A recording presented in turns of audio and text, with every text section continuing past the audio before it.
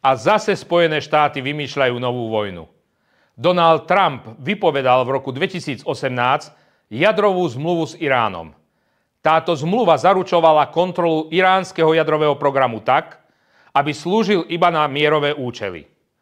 Výmenou za to Spojené štáty zaviazali, že zrušia spolu Európou embargo na obchodovanie s Iránom.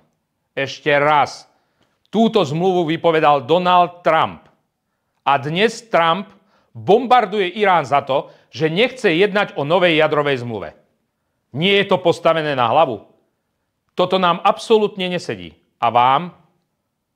Dnes nikto nevie, ako bude vojna pokračovať ďalej. Ale poučený vojnou z Iraku sa Slovensko už nikdy nesmie nechať vtiahnuť do podobných nezmyselných vojenských konfliktov. Dopredu chcem oznámiť, že Huliakovci v parlamente nikdy nepodporia vyslanie slovenských vojakov na Blízky východ tak, ako to urobil Dzurinda v roku 2003. Nedovolíme, aby slovenskí vojaci umierali za záujmy zahraničných veľmocí. Dôvod na vojnu v Iraku sa po rokoch ukázal ako absolútny nezmysel. A dneska sa z tejto vojny nikto nespamätal. Ako to bude s Iránom? Kladieme si túto otázku a budeme vidieť, kto nám na ňu odpovie.